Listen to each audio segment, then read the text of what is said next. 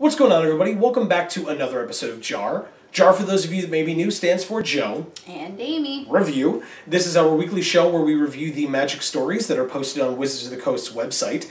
This week we do have a story, unlike last week where it was just the podcast, although it was the Magic Story podcast. This week we have an actual story, although it is not a story that focuses on the main set that is out right now. That will be next week. We'll be back with Hour of Devastation. But this week we had a story based around Commander Anthologies. And it was based this time around a specific commander, specifically Mazarek.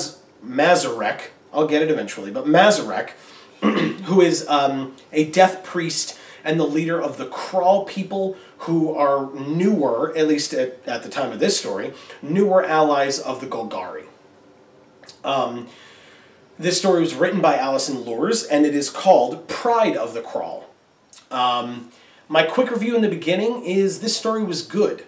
We will talk more about why I'm saying this in the actual review itself, but it does have further implications into the future, seemingly, as opposed to some other stories in the past that have been one-offs and they don't affect anything at all. Which are still good stories, but are, that's it. It kind of ends at that point and you move on with your life. This actually could affect things going into the future. So it's definitely something to read if you're interested in the stories, and like I said, the stories going forward as well. So my quick review is you should definitely go read the story before watching this review. We review, we don't summarize. Does that make sense? Do you agree with that? My quick review is that I don't know.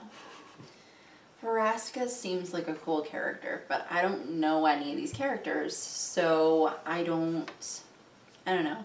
It seemed meh. Okay. But Vraska seems cool, and she's the one that was referenced a while back in terms of saying, oh, well, remember that one person that one time? Well, we're going to bring them back at some point, maybe, or we're going to see, like, what happened to her, really. So, since they referenced her before, I like that they kind of proved how awesome she was in this story, so we actually care when she comes back a little bit, but... Amy always stealing my thunder. We'll get to that later. Sorry. That's fine, you didn't know. If I know a lot of people love the Ravnica stories. Return to Ravnica, original Ravnica. They love the 10 guilds. It's kind of behind us, all over the place behind us. I think I'm covering it with my head, but the Golgari Guild Gate, which was the first picture that they showed, is actually directly behind my head here. So there you go. Golgari Guild Gate is right behind me because it's part of the Dragon's Maze. But yes, so into the full review itself, this story was about the Golgari, this story was about the Kraul more specifically, and it then got more specifically to be about Vraska. In the beginning, it was about Sobislav, who is the assistant to Gerard, who we have seen in the past, if you're familiar with the cards themselves. Gerard has been... is the Golgari Lich Lord, and he has been a card in the past. I believe in Dragon's Maze, but I could be wrong on that. But in one of the Ravnica block sets. And so he is someone that at least we have a passing familiarity with. Vraska much more so, being a Planeswalker, and yet it specifically mentions in her Planeswalker profile on the website, it uses the word mysterious to describe her, I think at least twice, maybe like 3 or 4 times. And it talks about how mysterious she is, and her motives are mysterious, and there's not much known about her. And also what happened to her was oddly mysterious. Right, which they talked about. Raul Zarek was explaining to Jace that she planeswalked away to nowhere. Or to nowhere that Project Lightning Bug is aware of. Right, to a plane that they can't detect. And therein lies the importance of, this portion of the review, which is me following up on what I said last week, and I promised it last week, and so here I am, apologizing to Alison Lures. And I get to say that I'm sorry for saying last week that usually I'm not a fan of these stories because they don't have an impact. They don't matter in the grand scheme of things. But as I said at the top of this episode, specifically, it looks like this one might. And the reason is because, sure, we get a little bit more information on Vraska. We get her talking a little bit. We find out that she's friends with Mazarek, and we get to find out that not only are they friends, she's a Gorgon, he's a Kraul, they both feel like marginalized species within the Golgari Swarm. But not only that, but they're friends, they meet up, and they discuss theology and politics together. And it's something that they enjoy doing together. Yeah. That is not something, I'm sure, that the elves like Sobeslav or even maybe Gerard expect those races to do, because they see those races as add-on races, and they are, you know, they live way, way off, and Sobeslav was kind of upset that it was going to take 3 days for him to travel there with all the guards and stuff. And so he did not really have a high opinion of this race in general, let alone specifically Mazarek. It seems that no one does. Right, for having the gall to invite Gerard somewhere. And yet, because of this, they actually, you actually find out that Mazarek is pretty intelligent. Not only did he have a devious plan to bring many people there to then kill them to be able to open the door, which is a fine plan that he was assisted in planning by Vraska, but you get that little added bump of intelligence from both of them in their topics of discussion, or their interests in topics of discussion when they're together. It's not just, hey, you're gross, I'm gross, let's hang out and talk. Like, they sit, they drink tea, they discuss theology. Mazarek, even as a bug person of the Kraul, it specified that he sipped the tea, like he stuck his mandibles in the cup and sipped it in a way that I think the phrase was that he reserved those table manners, if you will, for non-Kraul company. But that means that he's able to do that. He's not just a savage bug man. And that means he cares about doing that also. Right, that he's aware that it is appropriate and chooses to do so. And that really means something, because it shows that he has a level of respect for his friend Vraska. A level of respect, but also a level of... Right, thank you. I couldn't think of the word. I was just going to say the way he chooses to carry himself in that way. As well, of just, you know, because it's specified non-Kraul company. So it's not just friends, necessarily. It's, hey, I'm not with my people. I can't just be grossly slurping this tea and it gets people upset. But I liked that. I liked that it showed his character. And so even though you didn't know who he was, you got to find out a little bit more about him in very subtle ways. Because I'm sure there are many people who read this and may have just glossed over the fact that it said theology and politics in the topics that they want to discuss. I don't think so. I mean, it was very deliberate in trying to convey that these two races, or what have you, are actually a lot more civilized than they're given credit for. Right, or at least are able to be. And the fact that, you know, Mazarek had all of his Kraul people around him, and they were all kind of laughing along with him as Sobeslav was dying in front of, and all the guards were dying in front of them because of Mazarek's plan. The other thing that I found interesting, and I wrote this down at the time that we read it through the first time, it specifically mentioned that there was writing on the slab outside of the entrance to the Kraul compound, wherever it was that Mazarek was, or that Sobeslav and the guards ended up being invited to with that mushroom spell. They go there and they find that there's writing on the top of the slab, and the story says they were too busy to read it, so they just go inside. And yet, so stupid. Yes, and I wrote it down because something that we've talked about many times.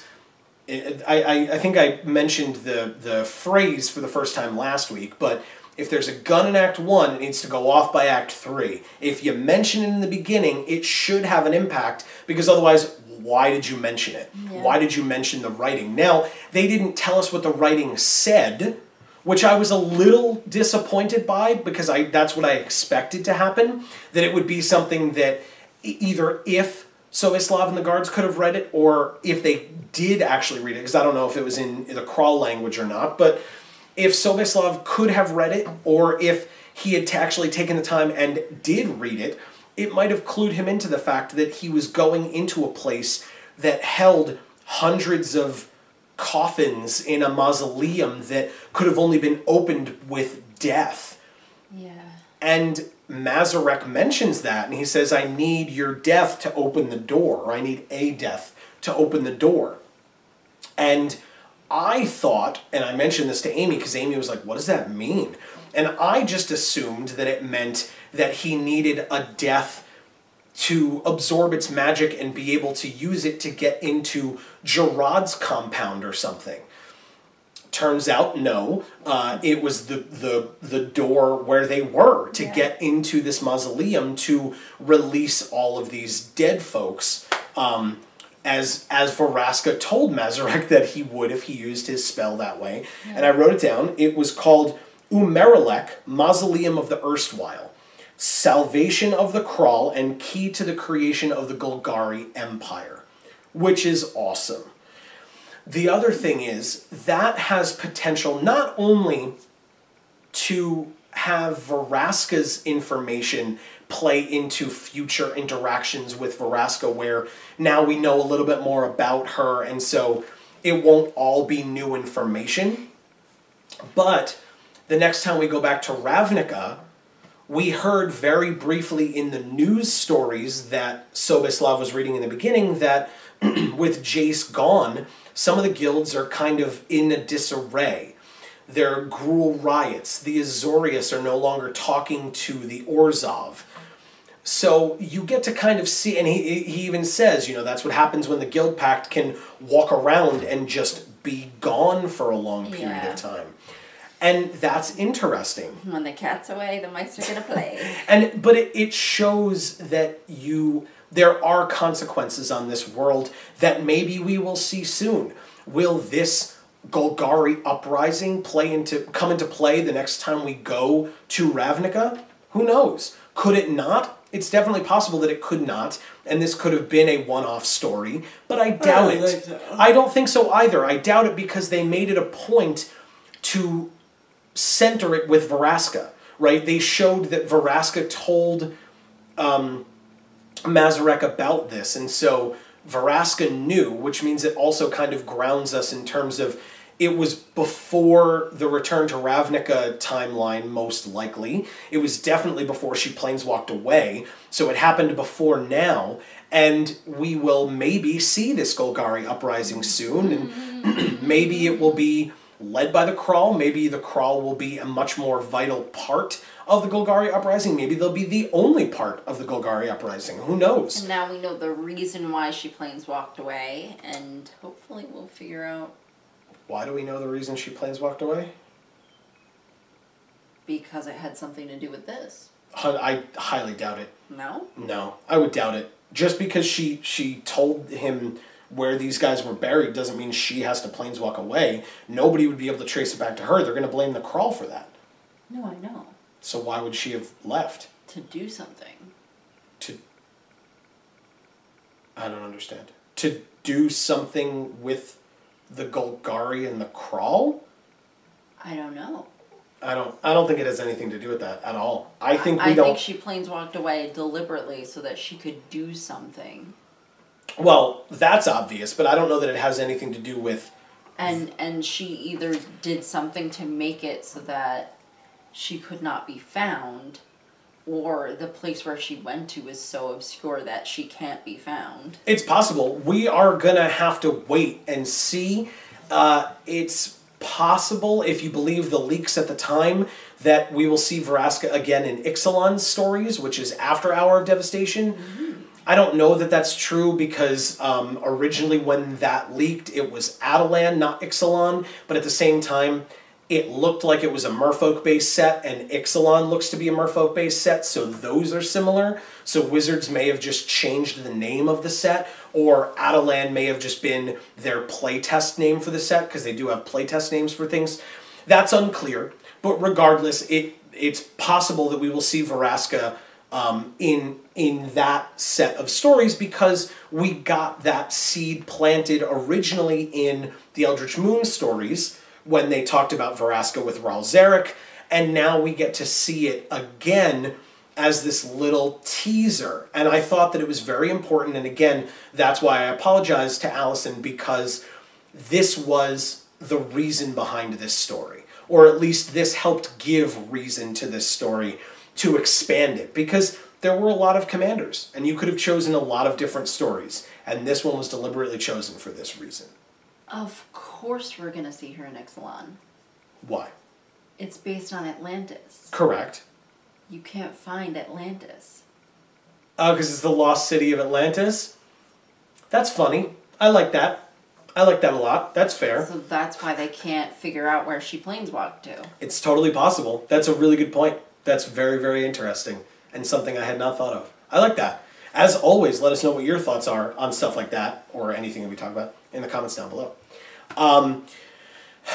Other little things. I mean, I liked the discussion of theology and politics. I also really liked, and it was something that Amy and I both picked up on, was the fact that it mentioned that Vraska put 8 teaspoons of sugar in Mazarek's, I got it right, Mazarek's cup of tea. And Amy was like, why 8 sugars? Because Amy realized that's a lot of sugar. Disgusting. And I was like, yes, but bugs really like sugar. Also, the first thing that I thought of, and I love this movie, so maybe that's why, I thought of Men in Black. When the bug comes down in the spaceship and takes over Edgar's body, yes, I remember his name, takes over, I didn't look it up, I promise, I just love that movie.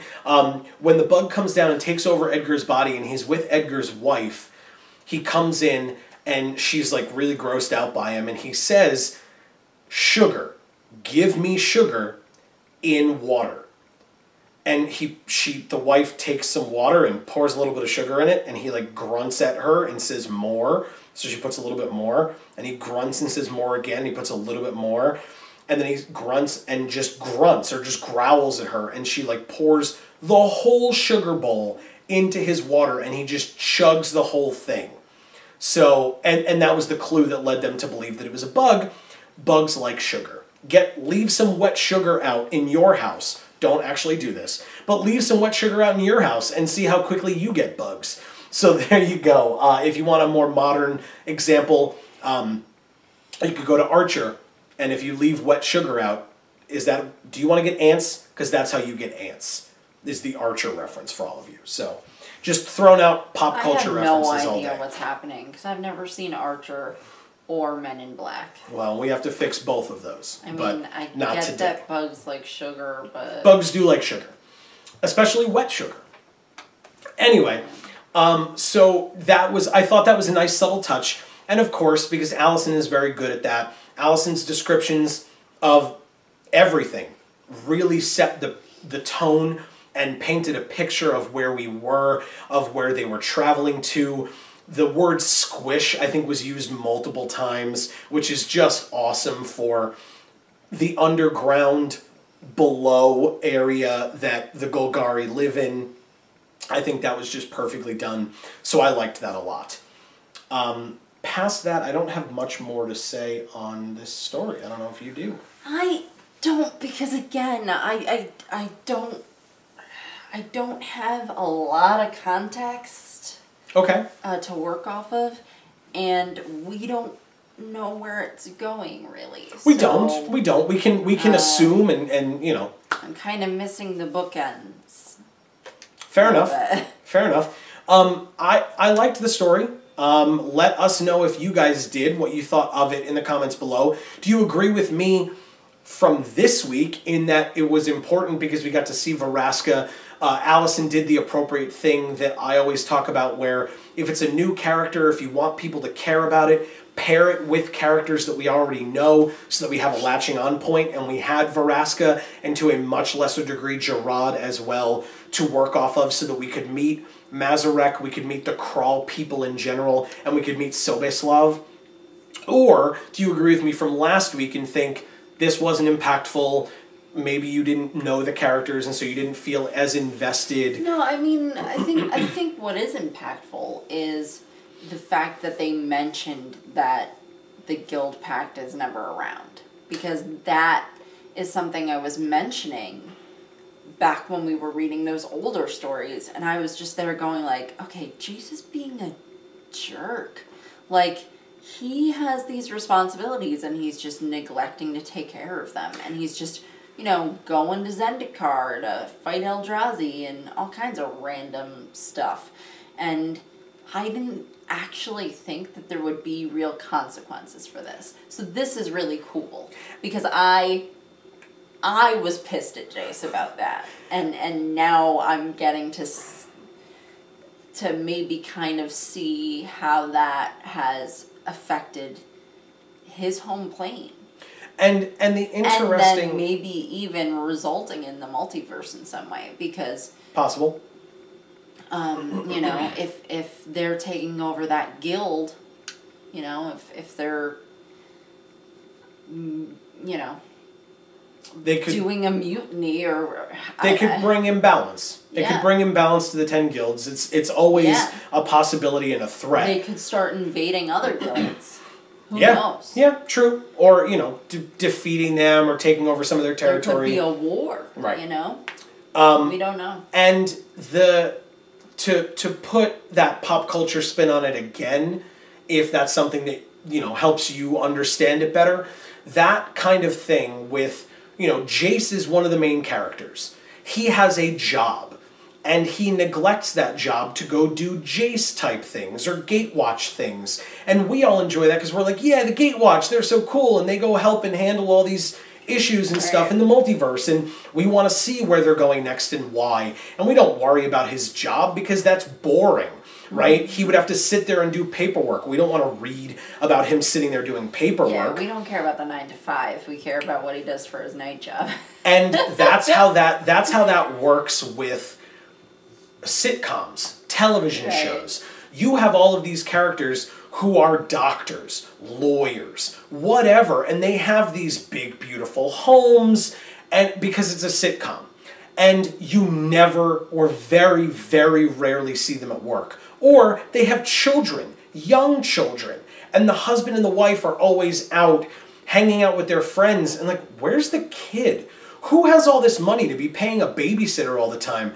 You don't work either, because every time we see you, you're always at the bar or hanging out at a coffee bar or whatever and drinking and stuff. And then it's like, why do we like you again? Because you're obviously a bad parent. Right. And you're not that great at your job. Right. So. And so but that's the thing, is that usually those shows don't analyze that in any way, or, you know, it'll be one episode of like, it's a true depiction of the well-roundedness of an actual person. Right. And you just kind of write that off because you're like, well, it doesn't matter. That's not interesting. I don't want to watch them dealing with their 9 to 5. I watch this show after I'm done with my 9 to 5. So why would I want to see somebody else dealing with it?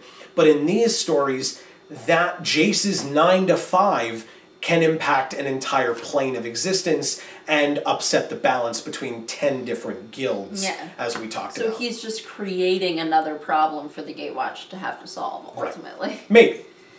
So we shall see where all of that goes, obviously.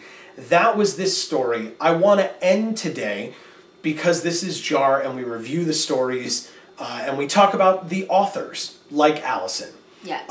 We tweeted about this earlier today, in response to the tweet that Michael Yi Chow sent out, but in person, on video, to all of you, we wanted to extend our congratulations and our good luck to Michael Yi Chow, because he has announced, or did announce today, that he will be leaving Wizards of the Coast to pursue a further career It seems like an amazing opportunity for him. Clearly, it's something that he wants to do. He seemed very happy about it. I'm not happy about it. It's definitely a loss for the company, but of course, because Michael has done such an awesome job, we've reviewed many of Michael's stories. We want to wish him the best of luck in his future endeavors and know that you will be missed because you did write some great stories. Yes, thank you, Michael E. Chow. Wizards is definitely losing a talented writer. There you go. So, guys, on that note, that's the end. This has been JaAR. Thank you so much for watching. Let us know what you thought in the comments down below. There'll be things popping up here. There'll be a logo. You can click that to subscribe. That'll probably be up here somewhere. And there'll be videos partially obscuring our faces because those aren't important. And you can click on those. There'll either be individual videos or playlists. We've been doing some Amonkhet openings because this is Amonkhet season. We've been doing some Amonkhet drafts as well, and those are some bonus videos for all of you because we've been trying to put those out as a third video a week. That will not necessarily be permanent. As we go into Hour of Devastation, we'll see how that goes for us. Yeah. But for now, those are some bonus videos for all of you to say thank you for helping us continue to grow, continue to do what we love, and we thank you for that. We thank you for watching again, like I said, this show and everything else that we make for all of you and for ourselves. A lot more openings are coming. That's right. That's right. This has been Geek for All. I've been Joe. And I'm Amy. And as... Hashtag Worthless Pride. Show off your hashtag Worthless Pride. I forgot to say it. Thank you. And as we always say, guys, in whichever video of ours you watch next, we will see you all next time. Thanks, everybody.